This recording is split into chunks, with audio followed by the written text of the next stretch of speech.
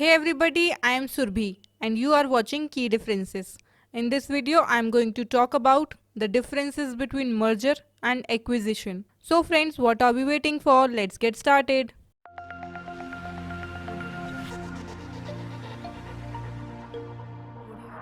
Merger and acquisition are the two most commonly applied corporate restructuring strategies that can help businesses grow in a competitive market. They both involve the combination of companies, but they differ in how they are executed. It can make them bigger, get more customers, allow access to state of the art technology, and increase the ways of selling goods and services to customers. However, it is risky and lots of time it does not work out, and that can really mess things up for the companies involved. Come, let's understand the concepts in detail. What is merger? To merge means to combine. So, merger typically refers to two companies coming together to form a new enterprise with a new name. It is a mutual decision where both companies consolidate their operations, assets, and liabilities to create a new single company. In a merger, there will be shared ownership, control, and profit. So, the shareholders of the old companies become the shareholders of new company. Coming to the reasons for adopting merger. Companies go for merger for uniting their resources, strengths and weaknesses, removing trade barriers, reducing competition, and gaining synergy. Talking about the types of merger. The first one is horizontal merger. In this, two companies that operate in the same line of business come together to increase the concentration level in the industry. Vertical merger, a kind of merger wherein the company merges with either supplier of raw materials or the distribution network to save time and cost. While merger of a company with its raw material supplier is a backward integration, conversely, the merger with the distributor is a forward integration. Co-generic merger. In this, the companies operating in the same business line but offering different products, often complementary in nature, tend to merge as a strategic measure for increasing the profitability of both the enterprises. For example, merger of Procter and Gamble and Gillette in 2005. Conglomerate merger. In this, when the companies going for merger are not related to one another and are operating in different segments and decide to merge, then such a merger is a conglomerate one. For example, merger between L&T and Voltas. Domestic merger. When the merger takes place on a domestic turf, it is called a domestic merger. Next is inbound merger. When companies of foreign origin merge or acquire companies of domestic origin, it is called inbound merger. Last one is outbound merger. An outbound merger happens when a domestic company merges with companies of different origins across the globe. Moving on to acquisition. Acquisition means to acquire.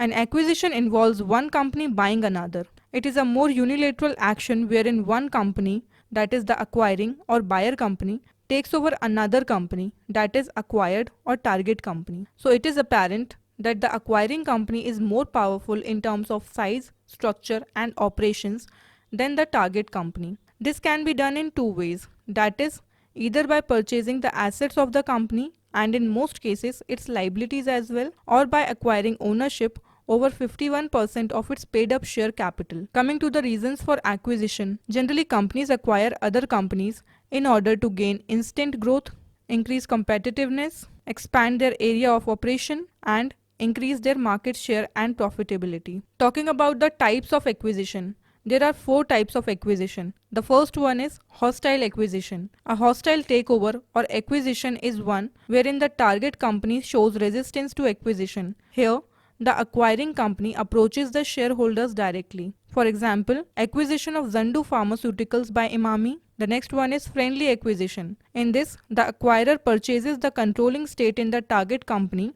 with the consent and will of the target company's board and management. For example, acquisition of Myntra by Flipkart. The next one is leveraged buyout. In this, the acquiring company goes for borrowing to raise funds for acquisition.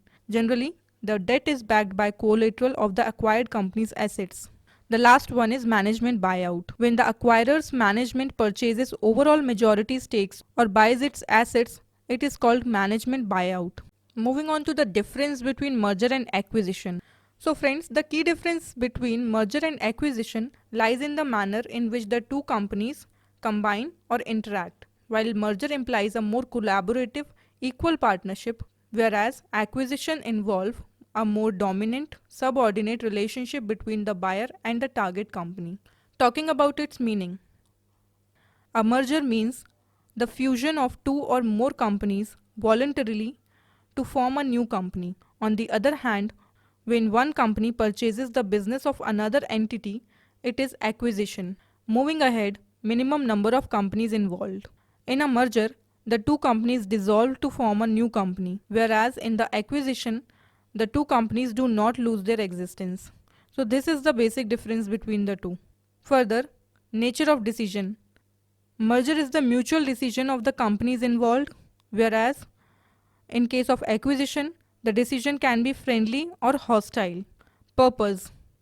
The purpose of the merger is to create synergy and economies of scale by combining two companies, whereas the purpose of acquisition is to gain market share or gain access to new technology or products. Size of business. Generally, two companies of same nature and size go for merger.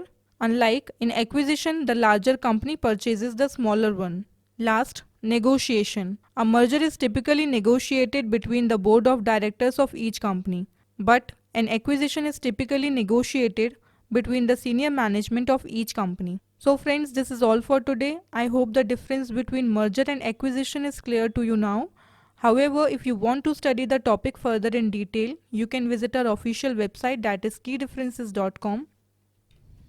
Here you can find a detailed comparison of merger and acquisition along with their definitions.